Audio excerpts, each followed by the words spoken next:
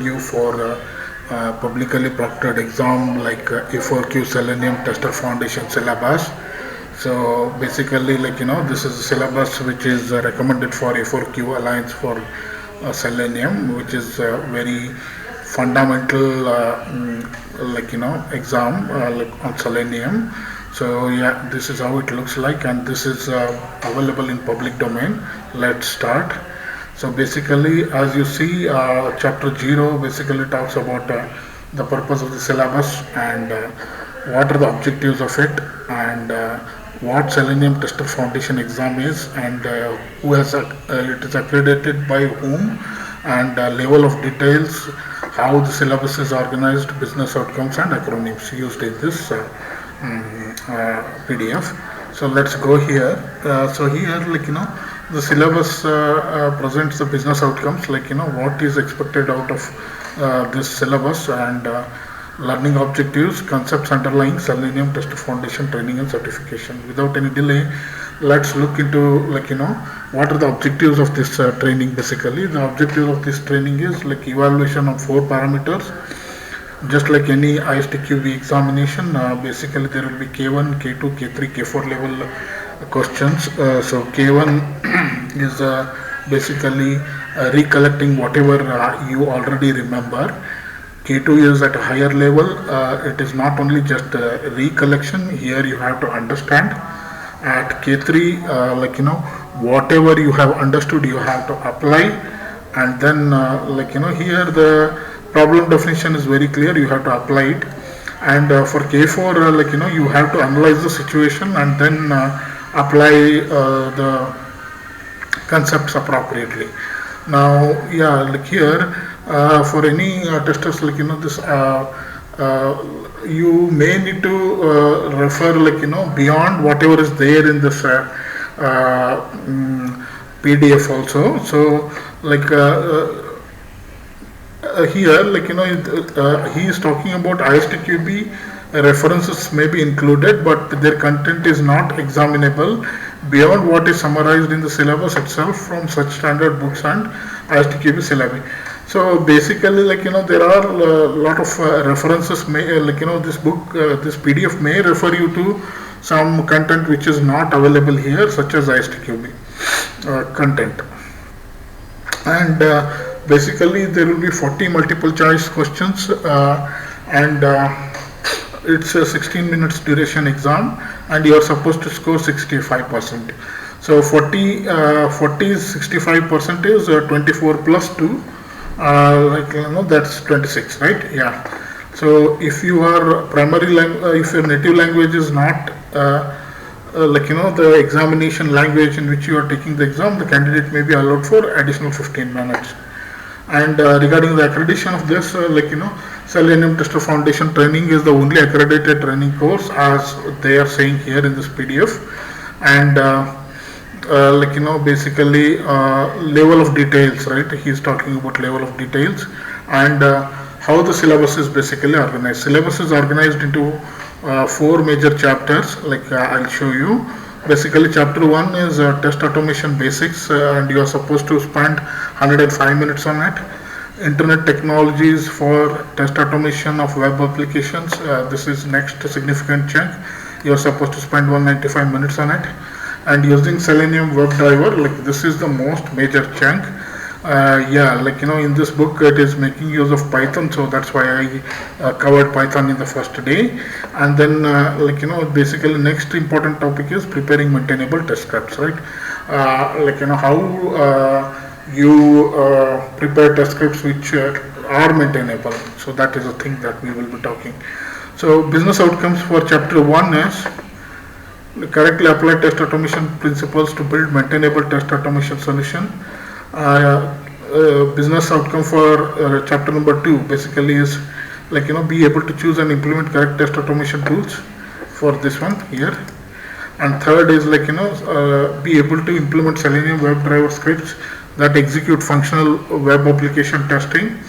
As you are aware, the Selenium is for functional testing, and then for performance and reliability, etc., we make use of JMeter and Blaze meters and things like that, right? So that is what is spoken here, and be able to implement maintainable scripts. That is business outcome 4. And then bunch of acronym used here. So like I thought, and then I thought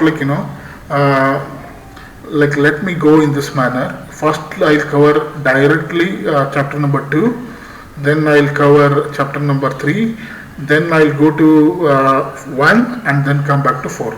So the sequence in which I'll be addressing them is 2, 3, 4, 1, right? Yeah, that's pretty clear. Let's go here directly. Yeah. So basically here in this chapter, keywords are CSS selectors, that CSS stands for cascaded style sheets, HTML hypertext markup language, tags, XML extensible markup language, and XPath, right? That is XML path. Now you will soon understand why I hop to chapter number 2 directly. Like here basically K3, right? K3 concepts is understand and can write HTML. See here you are applying, right? Not only understanding, you are applying. Apply XPath to search XML document, and then apply CSS locators to find the elements in HTML documents. Now I want to have a broader spectrum of students understand. Basically you may be from non-web background, just like me when I started this. So in that case, I want those students not to be left out. So let's start with very basic. What HTML means. Basically HTML was invented by Timothy Berners-Lee, right, at CERN, Europe, right, in 1980. Basically, this hypertext markup language is a language which is a language used by the browsers for rendering the content of rendering the content basically. So when you pass a HTML over HTTP, that is hypertext transfer protocol, to a browser, the browser renders the content in a certain format, certain manner, and HTML is basically meant for that, right? Now let's see here. If you pass something like this, right, something like this to browser, you can very well see it is telling document type is of type HTML, and then there is this HTML start, HTML end, and then head end, body end, right?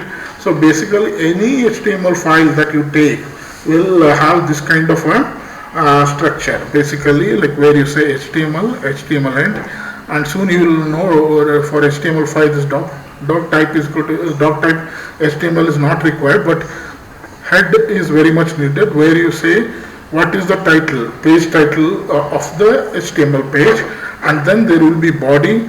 In body you say what is H1, this is heading, what should be the header font size or something like that, what should be the size of header, and then this P is paragraph. Yes. Now similarly you might have understood by now, it expects the content to be rendered into the browser in a particular format, right? Now anything that is enclosed in paragraph is a bit like this, right? It is in paragraph, and then if you want to introduce a line break, you should do something like this here. This table is important. So here as we saw, HTML start, HTML end, document type, right, header, head of the and end of the head, body, paragraphs, line break, and then any individual segments within the page, they should be in div and end div, and any comments that you want to include should follow this convention. Now this is heading 1, heading 2, heading 3, heading 4, heading 5, heading 6. Depending upon what you choose, the content will be displayed, rendered meaning displayed in that font size, right? Now this is HTML reference, right, link text, whatever you are including, and then basically if you are including images, this is the way.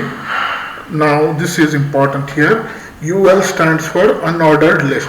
So whatever is within the UL, right, UL and UL, that will be displayed in unordered list. It is bulleted.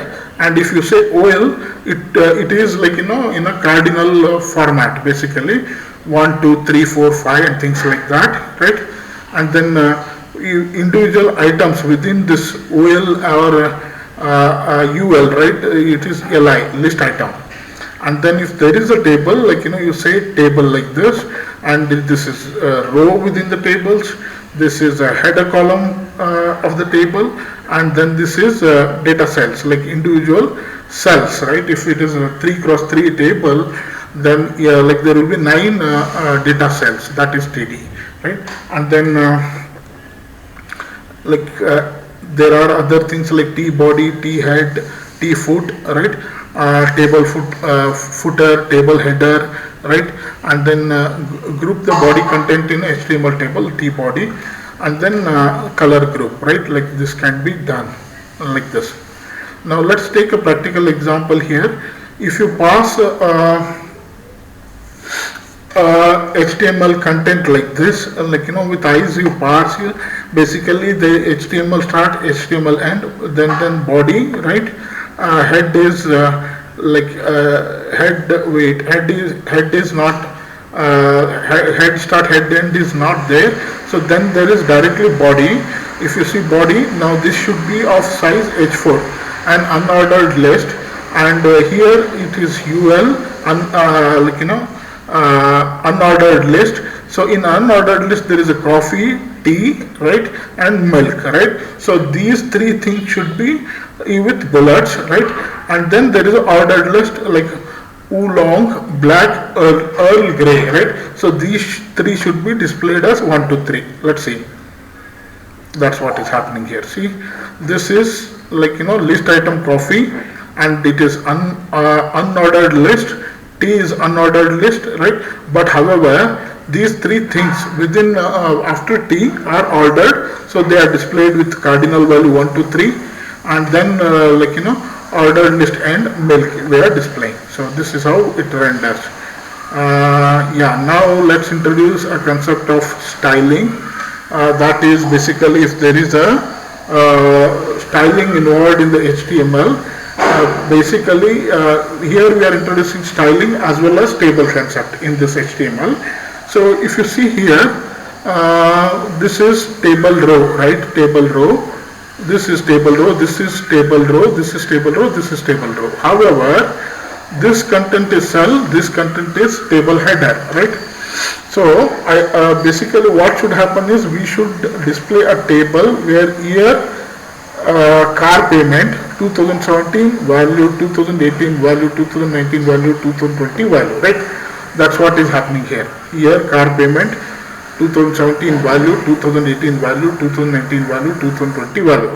However, just because we have styled it using this particular format, right? This particular format, like table headers, table cells and table should be styled like this, and that is the reason why it is getting displayed like whatever it is getting displayed here. So you would have got now let's take a concept of a form. Like if you pass something like this, a form to HTML, you will get something like this. Here this is first one is input type is text, right? Name is first name, value is Morty, right? Morty, correct. And then last name is Moose, that gets displayed here. And the input type is submit, the input you submit via submit, and the value is submit, right? So that gets rendered like this. Now if you say text area, if you want to display a text area with 4 rows, 1, 2, 3, 4, and column width 50, right? It gets displayed like this, and whatever you want to put within that text area, that you will be supplying here. Now if there is a selection is a drop down box, like you can pass a value like Volvo, Saab, Mercedes, Audi, and it gets displayed like this, right? And browser.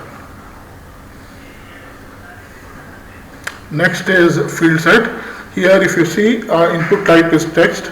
It is basically, it will have a display name, right? Name, email, date of birth. Name, email, date of birth, and input area, input type is text, right? This is a field set. It gets displayed like this. Now by now you would have got, like, HTML gives multiple ways in which you can render the content on the browser, right? Now let's take a practical example. I should be having here. Yeah, let me go back to this.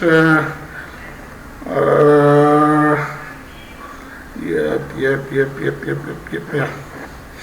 Let's take an example of locator example, right?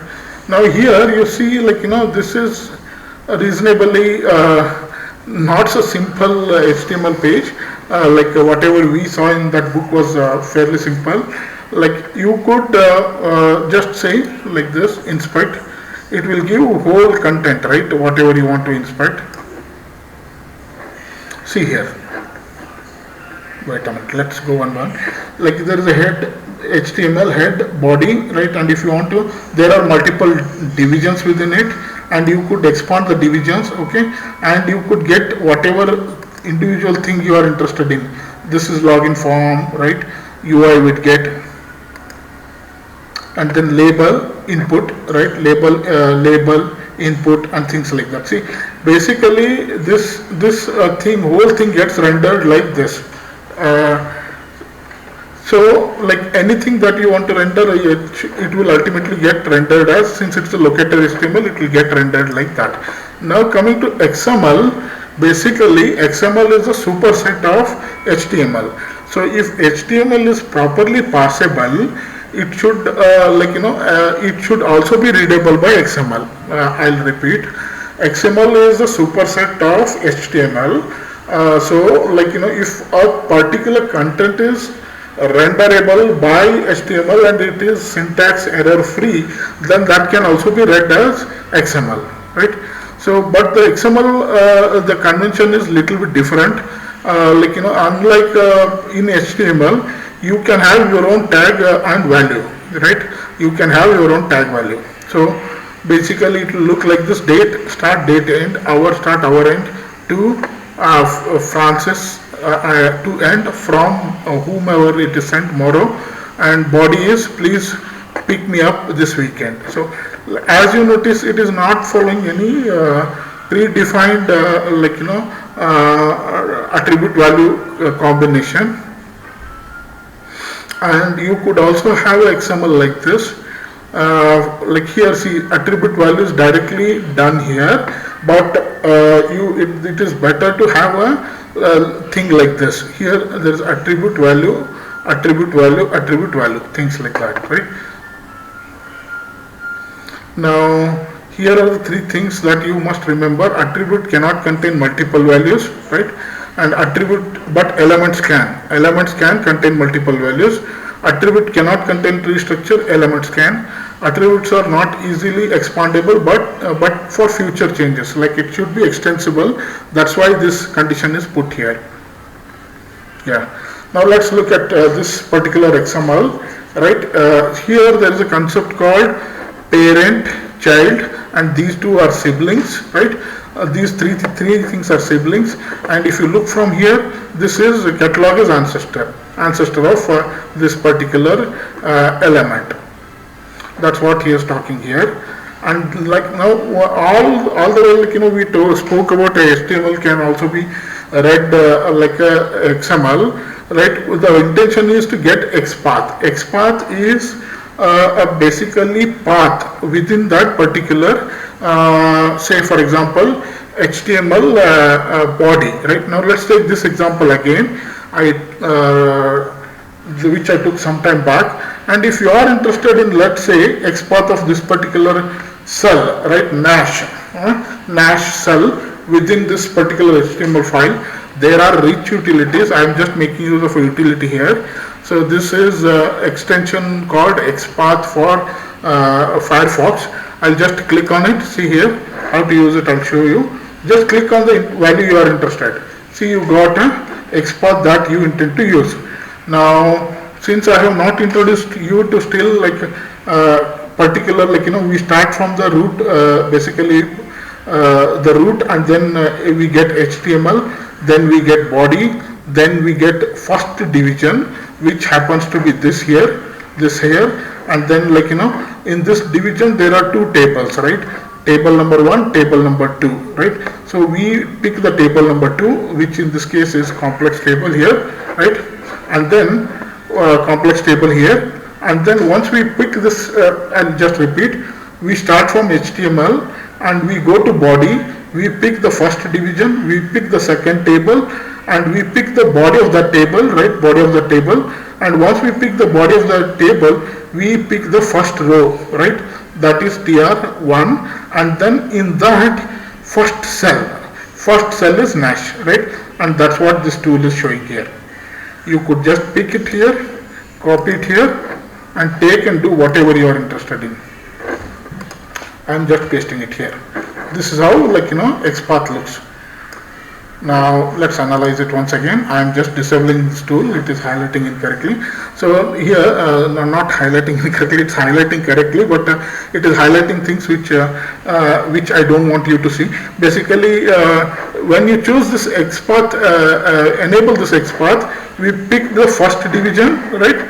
And in that there are two tables, simple table, complex table. We pick the second table, right? That's what we are saying here. Body, division 1, table 2, and then body of this table, that is T body, right? And then first row, that is this, right? First row, that is this, first row, and then first cell, right? That is Nash, right? So you can individually correctly pick anything. See, now I'll enable this thing once again. I'll enable this XPath utility once again. Let's say we are interested in this, right? There you go. It constructed the XPath properly. There it is XPath properly.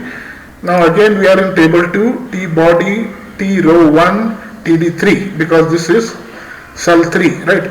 In that division dive, right? Division whatever is there, that table 3, and first label we are picking, which happens to be admin. So you need not cross check this utility. Many people are using it. More than 7,000 people are using it. It works, simply put. I just took one practical example to show how we construct XPath. Let's move on. So next is, right, this is what he is talking about. XPath you saw just now, right? I need to introduce you to XPath somewhere. If it is like this, select from the root element. If it is like double forward slash, right? Double forward slash, return the descendants of current element, right? Descendants concept we already covered here. So these are descendants, right? 1, 2, 3 of catalog, right? So here descendants, and when you say dot, return the current element, dot return, select the parent of current element. Whatever is it is Unix convention, which is also followed in Linux. Dot means current, double dot means go one level up, right? One level up. And whenever you say at the rate of, right, this is attribute, right? This is attribute. Now let's say there is an XML like this, magazines, and within that there are, let's say, descendants called magazine, and then they have a particular attribute and value, right? Attribute and value. Let's see, if you say when you say magazine, it selects all the nodes with the name magazines. How many are there here? Oh, there is only one, right? Only one. That it picks that. And when you say / magazines, right, it picks one magazines, right? One, it picks the same thing. Select the root node again. However, when you say magazines / magazine, right, it will select 1, 2, right? Two things, two elements or two nodes it picks.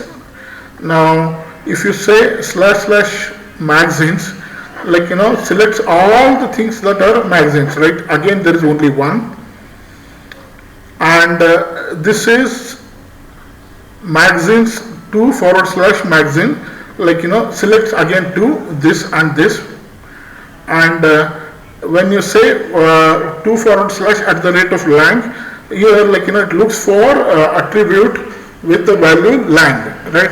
That is these two. So you can go on doing like that, and here there are a few more examples, right? And if you say magazine 1, you selectively pick first magazine. When you say last, you pick the last one. Last minus last but one, last but one, and then @ lang. Whenever there is a @ of, it is attribute, right? So you could construct many XPaths using this, right? XPaths. And you could also do use operators in XPath, right? Or you could also use operators in XPath, and there are string functions in XPath also, right? Yeah. Now we come to next topic called CSS locators. So basically, what we spoke just now was XPath. Now there is a CSS locators. You could also make use of CSS locators. Either I'll be covering soon in the 3rd chapter. You can get by ID, get by CSS path, get by XPath as CSS selection, or by XPath, or by link, partial link, and there are so many ways you can get you can locate an element within HTML page. Right, if there is a styling a body like this, right? It tells color green, font size, what should be the font size, and how should the text be aligned, and header 1, right? What is the color of it? What is the color of it, and what is the font size? Things like that. So yeah, if XPath, it looks like this, the CSS path could look like this, right? So my advice to you, if you are if you are developing scripts in a company, either stick to XPath or CSS, but don't get confused. The syntax for both of them is very different. If you know how to get XPath for any given element, right? And if whenever it is present by ID, either go for ID or XPath, right? XPath is unique path, XML path. So, but don't get confused in your initial days by using both CSS and XPath. So the same thing could be div even, or you could make use of XPath. So wherever possible, go for XPath. So that's what I have seen people sticking to XPath. So these are the multiple ways you can construct CSS, but these I am not very convinced about a CSS selection, so I prefer taking XPath. So that is end of our chapter number 2. It was very theoretical. Right now, let's take practical examples going forward. If you say chapter 3 using Selenium web drivers, right? All these are K3 K4s, right? Basically, we should be able to apply the concepts of logging, reporting, navigating to different URLs. I'll give one example, practical scripts for each one of them, but just see what we are doing. Change the window context, capture the screenshots, locate the GUI elements, right? Get the state of GUI elements, interact with the GUI elements, and interact with user prompts. All these things we'll see.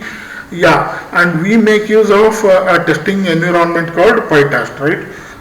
Mostly we make use of PyTest, or there are other things also. Here, if you see, I'm making use of a framework called, not framework, basically. PyTest, I'm making use of. Wait a minute. Yeah, here I'm just making use of something called unit test, right? You could use PyTest, or you could use unit test, or anything which suits you. So this basically is environment, if you have come from JUnit background, right, you will be making use of JUnit's framework for testing, something like that in Python. So whenever you enable V, it is verbose, meaning a lot of things gets printed on the screen. Whenever you use Q, it does it silently, and whenever you say HTML equal to report HTML, the HTML report is generated. I have one example for with PyTest also. I'll cover it in POM, page object model, but for now kindly have patience. Now lot of theory. Now next thing is debug, info, warning. These are the logging levels, right? This is the lowest and this is the highest. Debug is lowest and then critical is highest. So and this always gets gets printed depending upon what value you choose. Let's say if you choose warning only, warning and above, right, they get printed here. Warning, error, critical gets printed. If you choose error, error and critical gets printed. If you say critical, only critical gets printed, like that, right? So if you, however, if you say debug, right, all of them get printed, right? This is a standard convention. So you could set logging basic level equal to warning. If you say warning, everything warning and above, right, gets printed, right? Say warning, where was it? Warning was here, right? And if it was info, if you set to warning, this gets ignored, right? Warning gets printed, this also gets ignored. So you just get title Dalmatians, right? Dalmatians gets printed. However, tell me what would have happened had you set it to let's say had you set it to debug, right? Had you set it to debug, all the three things would have got printed. Hello world, title Dalmatians, and titled whatever percentages, all these three things would have got printed. I repeat, if you this is the lowest level and this is the highest level. So if you set warning, error, critical gets printed. If you set it to debug, all 5 get printed. If you say info, all the debugs logs with info and higher value get printed. In this case, info, warning, error, critical get printed. Then there is something called assert, right? Assert. This is not very different compared to JUnit's assert. Here you are asserting whether the sum of variable is equal to 4, and if it is not, you print error message saying some variable should be equal to 4. This is error message. If the value is not 4, you print this error message. Now Selenium WebDriver basically it helps to locate a web element on a screen, right? Web element on a screen, act on the web element, ensure correct thing happened. Using Selenium WebDriver, you can do these 3 things. Now it is possible to navigate to a different URL. So if you are in, let's say basically if you are in at www.google.com, right, if you want to navigate to a different link, you can navigate to different URL using the APIs provided by the WebDriver. Now as you know, there are multiple browsers, right? Multiple browsers in the market. Basically Chrome is by Google and it is used across operating systems. Firefox is also basically by Firefox Foundation or something like that. So it is used in mostly Linux and Linux based systems. By default, the one which I am using on my machine, this Firefox is a default browser in Ubuntu and those families. And if it is the Safari, I think it is for this Mac OS, right? Mac OS. And Internet and Edge are Microsoft things widely used on Windows. So basically the product that you deliver to the end customer could be viewed by any of these browsers, right? Any of these browsers. So while certifying that your product is fine, you are supposed to do testing on all these browsers. So there is a concept called cross browser testing, and we have appropriate drivers for a particular browser. So if you want to make use of Chrome in your testing, you should make use of Chrome driver.exe. and if you are using Firefox, then you have to use Firefox driver. This is what they are talking about here. And then from Selenium import WebDriver, and here you set what browser you are talking about. If it is Chrome, you should set .chrome. If it is Firefox, then you should set Firefox. Yeah, enough of theory. Let me take one example here. I have covered a lot of theory. Yeah, now let's take this. Right, this is what we were talking about. The script will look like this, right? Driver is equal to WebDriver Chrome. Here I am telling make use of Chrome, and there is a API called driver implicitly wait 30. So whenever you say implicitly wait, it is across this session, right? There is implicit wait, there is explicit wait. Implicit wait means across the session, and first you maximize the Chrome that you would have opened, Chrome browser you would have opened, and then you get this URL, right? Meaning navigate to this URL and then find the element with the name Q, right? Now let's open this here. I'll just say control click. In your environment it could be different. So basically we are interested in this, right? I'll just say inspect, right? So yeah, see here, the name of this is Q. Name of this is Q.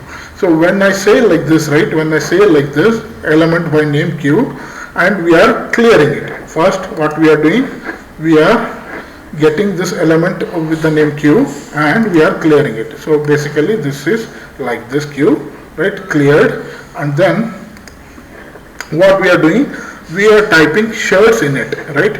So it is send keys shirt submit, right? Here you say shirts and submit, right? We got two shirts here, right? Two shirts. So what we are doing next is we are finding the element with this particular XPath. I just spoke about XPath, and as you see there are two shirts basically, French cuff, cotton twill, Oxford, and plaid cotton shirt, right? So we should be getting those two things here, right? So we get a list of thing in the products, right? So it is list. We get a list here, list of the results, and then we are just first printing the length of this list. Yesterday only I told you how to get a length of a list in Python, length using function, and then we iterate over this product, right? We iterate over this product and print it. Let's run it. Too much of theory.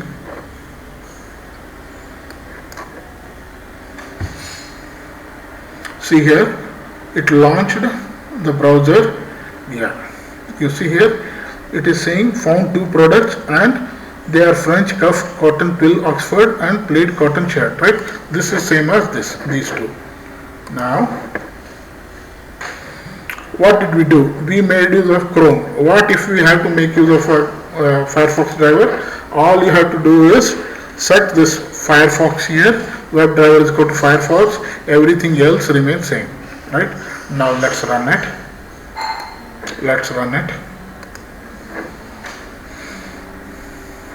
Just keep your eyes wide open. It launched the Firefox browser, right? And it is being controlled by a script. That's what it is telling. It entered shirts, it returned two results, and right, return two results, and values of them is like this. Now if you are interested in, let's say, I will tell you a quick thing. If you are interested in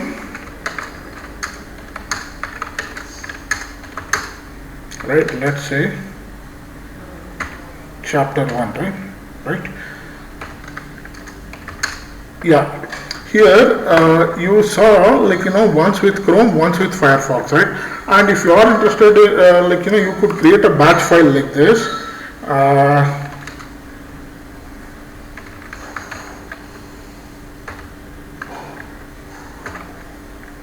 You could create a batch file like this. Basically what it is for I in *py do Python $i, right? Do Python $i and done, right? Basically it will go on executing it will first come up with all the files with the extension pi. This is basically 1 2, and then what it will do for each one of them, do python dollar this pi, right? Let's run this.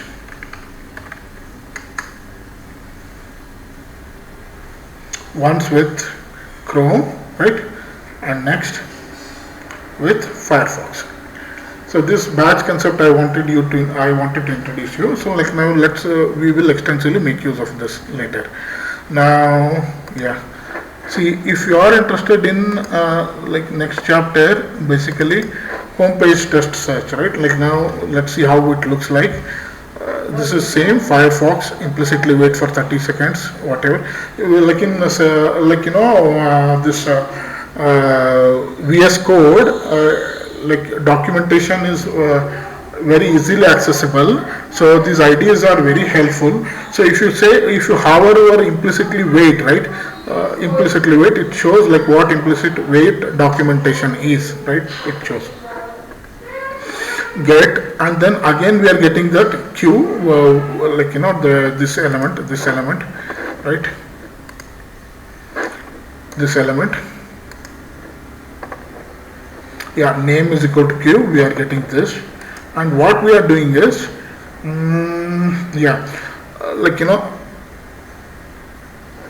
we are checking like is there a by ID, is there a element present with the name with the ID value select language, right? And then this is CSS selector for getting the cart block on the home page, and we are clicking on that. And then we are checking if it is find element pmt, and we are checking we have no elements in the cart, right? And then we are getting a close, and we are closing it, close button, click, right? Now this is very important one, tear down towards the end. Tear down is ensuring we gracefully close the WebDriver. And then here we are telling if we have made use of a function called is element present, right? And how we are searching it, by ID with value as select language. That's what we are saying here. Locator param by locator type and locator value. So this is a helper function that we are making use of. Next is homepage of this we have made use of. Next is something similar here. Yeah, now what we are doing is in that queue we are passing value called phone salt, right, or salt shaker, and in each case, right, we are checking the whether value the return value is of length 1 or not, right? So here it is 1 and here it is 1. Next is search test. If you pass shirts, that particular website returns 2, and salt shakers we have already seen 1. Now we could construct a smoke test like this, right? Smoke test like this, where what we do is we create a search test, basically unit test loader. We load all the tests from search tests, we load all the tests from home page test, and we create a test suite like this. So this is a unit test feature, unit test dot test suite. You could create a test suites comprising of home page test and search test, and then you just say unit test dot test runner and with verbosity 2 and run smoke tests. If you just say, let's see how it looks like. I'm just opening here. I hope we just browse it, chapter 2, right? Chapter 2. Let me go to chapter 2.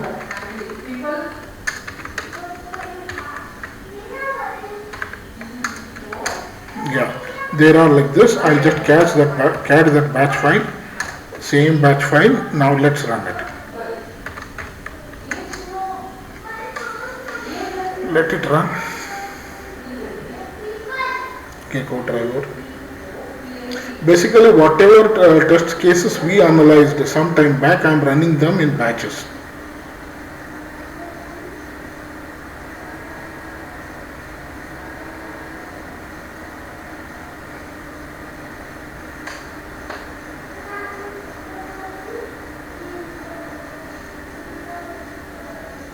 So home page test should consist of three tests, right? Now search test.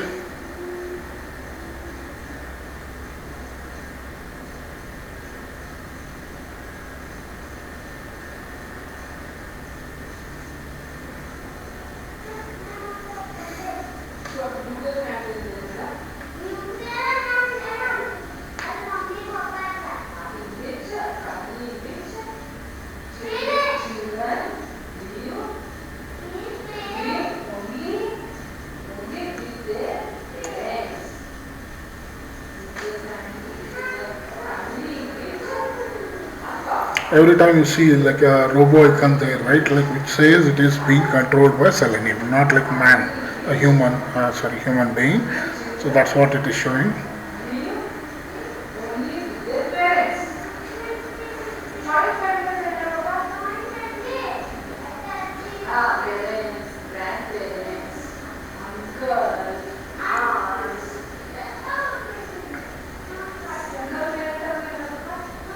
You might have noticed Selenium has come a long way, like no unpredictability or brittle test cases, right? Yeah, it has come a long way. It doesn't matter how many times you execute, there is a consistency over here.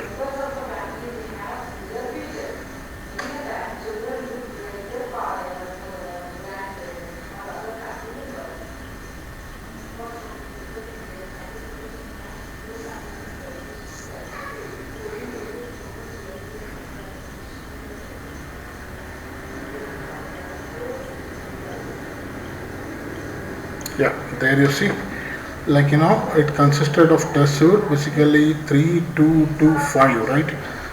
This is the last one where it consolidatedly executed all the test cases. So just I wanted you to have a feel of it. Now let's come back here.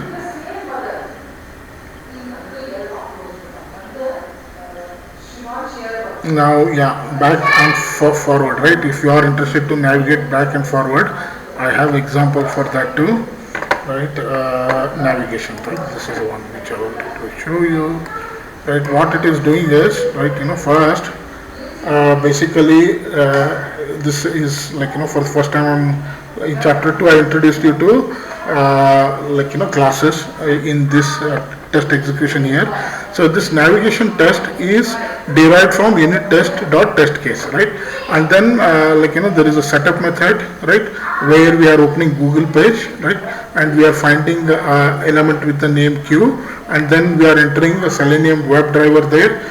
We are submitting, and once it is submitting, what we are doing is we are finding by partial link text Selenium WebDriver, and then we are clicking on it, and then we are we would have by this time it is like this. I'll show you this. It is show you like you open www.google.com, right, and then what he is doing, Selenium WebDriver he is searching, right, and then he is clicking on a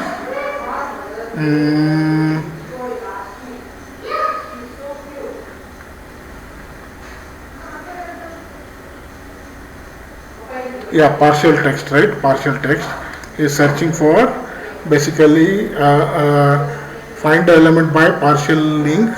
It is Selenium WebDriver. Not this. I'm really sorry. Yeah, basically.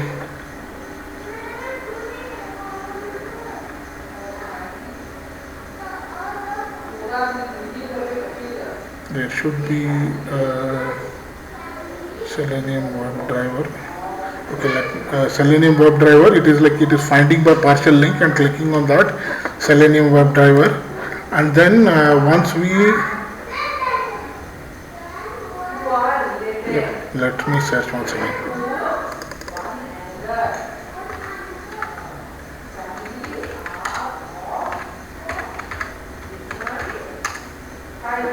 Right, once you get that,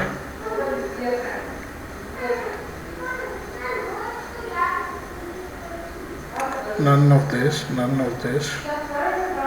we should get a Selenium WebDriver page. Okay, I'll do one thing. Let me open this.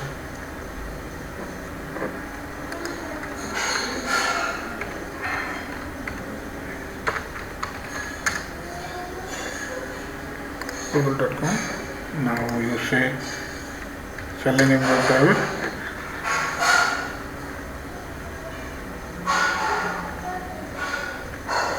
It's the same thing. It will, I think it will click on Selenium WebDriver exam link.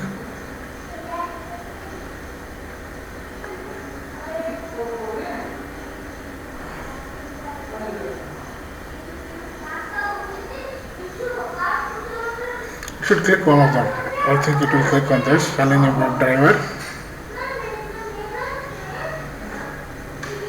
and then backwards, right, and then reload.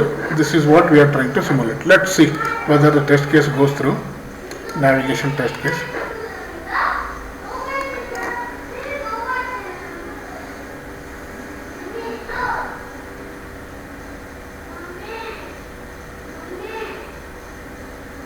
See, it is doing fast, that's why you are not able to see. Yeah, it passed.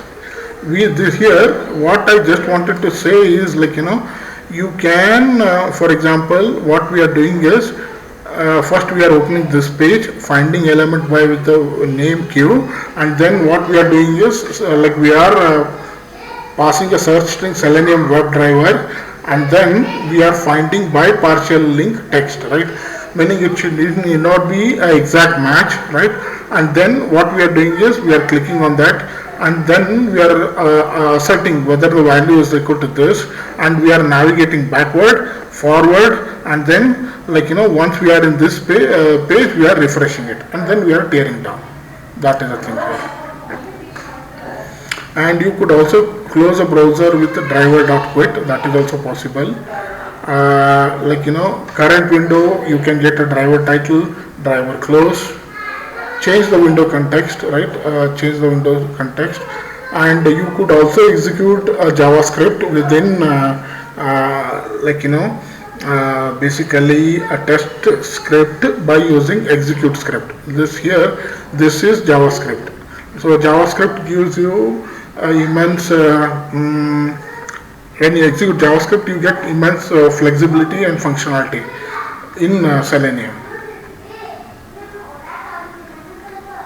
And switch to frame, right, let's take one example here. Switch to frame, I have one. Yeah, so here what we are doing is we are trying to open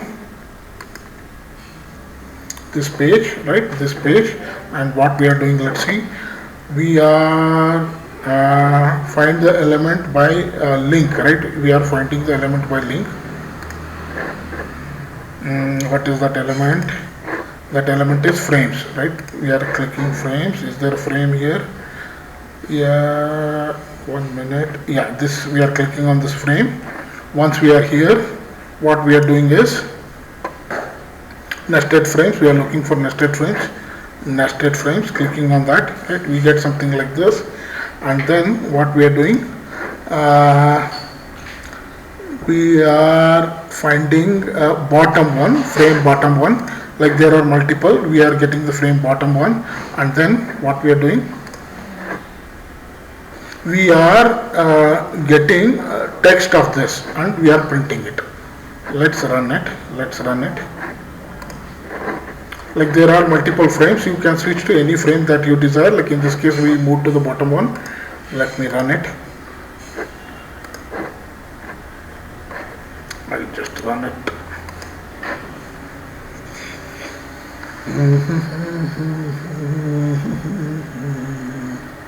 Yeah, see, like the bottom frames were text value extracted, right, that's what it did here. So in a sense, like, you could switch to, right, whatever you are interested in, switch to any particular frame that you are interested in, and then you can get the text of that or get the attributes, properties of that. That I just wanted to tell. Right. Next is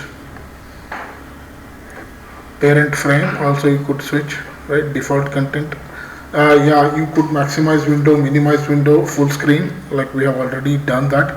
Yeah, you could also capture a particular so, like, as a screenshot, you could capture whatever is there in the browser at a given time, and you could save it in PNG format like this, and then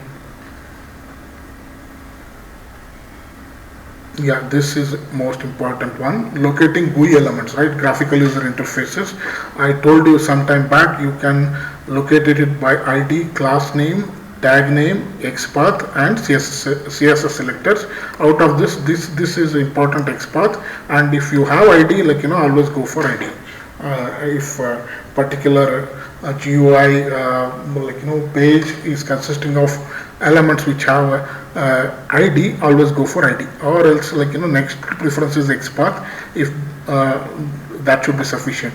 The CSS selector you can skip. It's only for it is for showing you can also find by CSS path.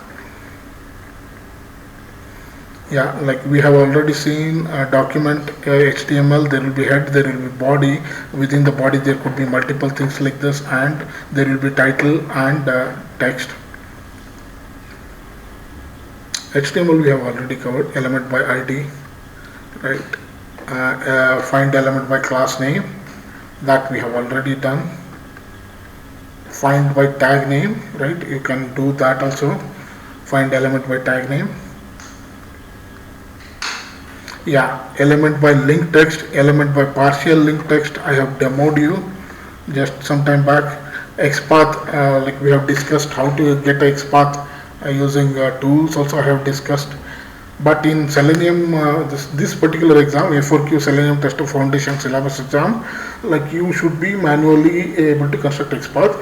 But yeah, they are a simple toy screen, so it should not be difficult. But if it is a elaborated screen like this or something like this, then you need help of tool like this, which is called XPath, and then you can extract anything that you want very quickly.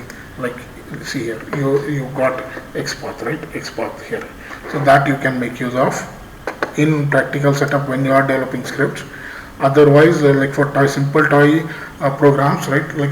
Let's take this example. See here, form, it will return all forms with ID as sample form 1, and in that you are interested in input 2, like this XPath. But this is by attribute values.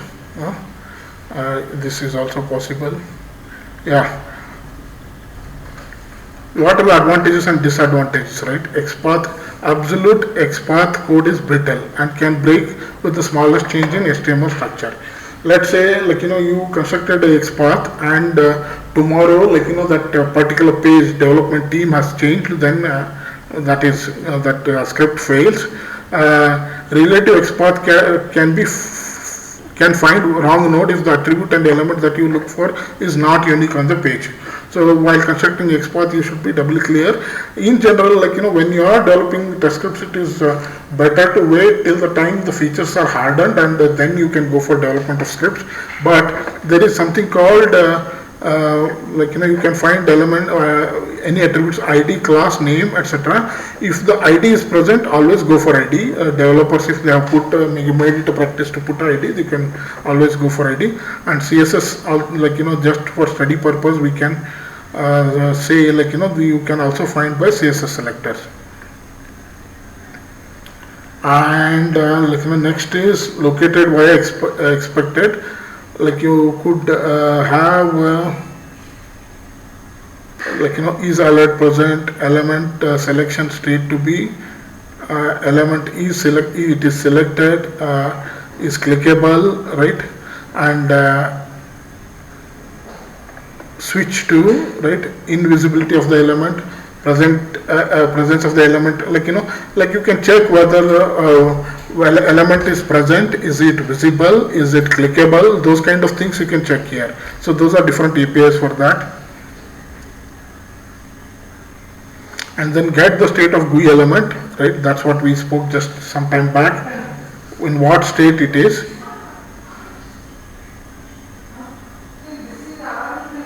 Yeah, is enabled, right? And those kind of functions. And interact with GUI UI elements using WebDriver commands, right? You can, this we have practically demonstrated just some time back. Text field, clickable web element, right? You could, web element exists, is displayed, right, and is enabled. So first it should be displayed and it should be enabled and it should be clickable, and then only you can do many things on it. And then manipulating text, element dot clear. If it is a text value, you could clear it, and then you could pass, right, send keys and pass a string like this.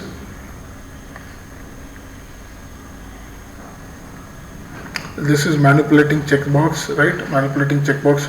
First what you do is, like, if it is selected,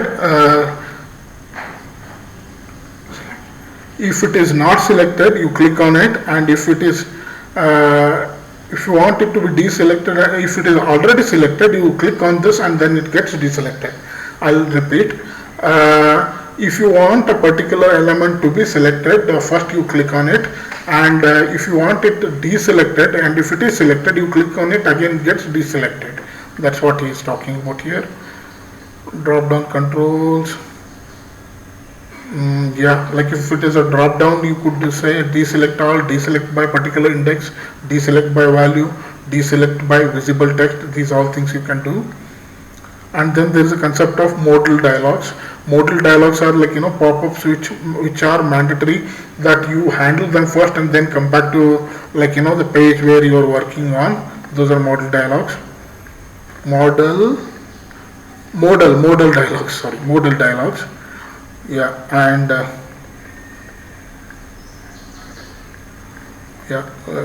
let's see what else he has covered. Yeah, like it was very quick. Actually, he should have covered data driven and page object models. Let's touch that. Data driven and page object model. Unfortunately, somewhere it is mentioned in this PDF, but not in chapter 2 and 3. Actually, it should have been covered in chapter 2 and 3.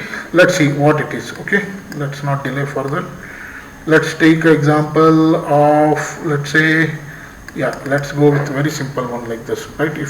This is data driven, but basically data driven like framework, meaning, like, you take whatever web browser you are interested in, and in a loop you execute the functionality that you want to execute with different values, data values, right?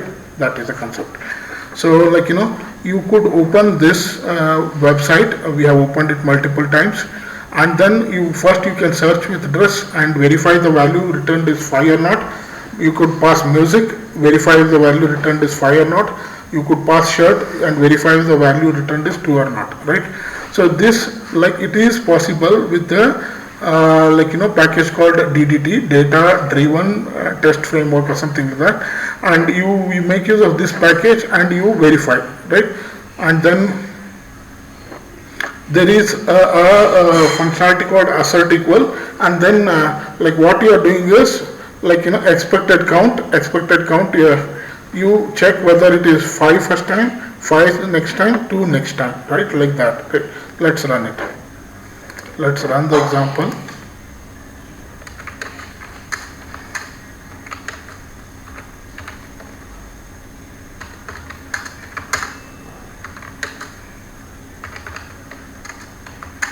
Right? Yeah.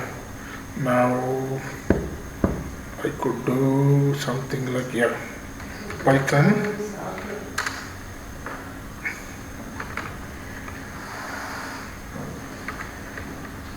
I'll just run it, just observe.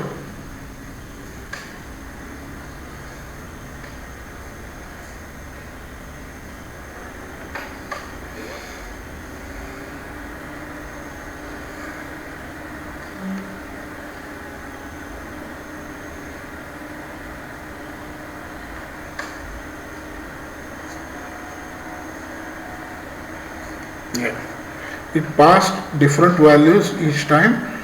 Dress 5, music 5, shirts 2. Like, but what is not so good thing about it is, like, data is embedded within the script itself. How, we feel it would have been nice if we could have taken the data from external file, right? In that case, like, we can make use of a code like this, right? Here what we do is, basically, we put all our content in CSV comma separated value file, and we go on picking it up. So what you do is, I have fixed this. There was a problem with the script. Like I fixed it, but it should work now. We are opening in the read. Like if you say RB, like what is there in the book, it will not work. It should be just R, right? And then you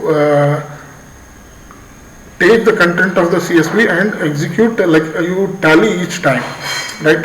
Expected count, length of the products, and then this is supplied as a separate CSV file in this case, right?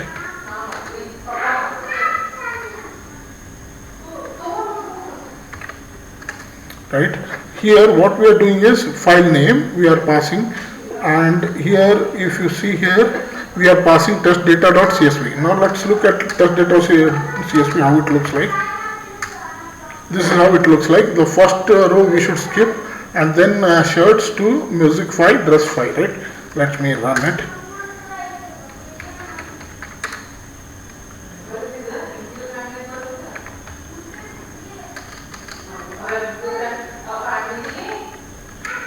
I'm running it.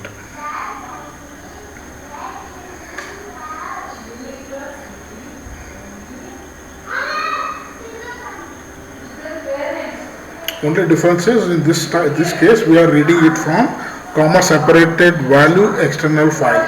So these are all type programs, like which demonstrate this kind of thing is doable. Like never ever in the company the scripts will be so simple. As the very name tells, this is a foundation or fundamentals or whatever test to check whether you have the required knowledge to start basically your journey in automation. Next thing is, let's see, there is something called concept of page object models in Selenium. Basically what you do is, like everything you envisage, or like everything you see as pages, right? So here, right, yeah, like for example we go for DuckDuckGo page and result page, there will be search page and there will be result page, right? Now let's see here, search pile, how it looks like. Basically URL is this, and then by ID we get it, and then what we do is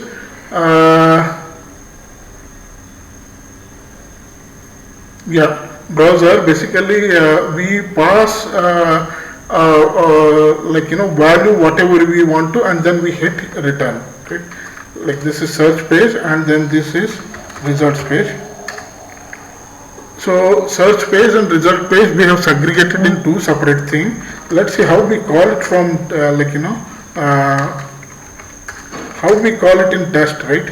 So that I just wanted to show you. So here this is a thing which I wanted to show. We open this DuckDuckGo page and we pass value panda, right? Phase we pass panda, load and search panda, and then we assert whether these values are greater than 0, pass phrase greater than 0, and the search value is equal to phrase whatever we passed in panda. Now this is an example of PyTest, and also it talks about fixtures which you will be asked in your exam. I'll just quickly show you. Yeah, there is something concept called fixture in PyTest. Basically, let's search what is the meaning of fixture in general. Fixture meaning it is a external component which is needed for you to test it. In general, if you say test fixture, right? Now this is a standard definition from Wikipedia. What it tells is you are testing this component and you are fitting it in this fixture, something like that. So test fixture is an environment used to consistently test some item, device or piece of software.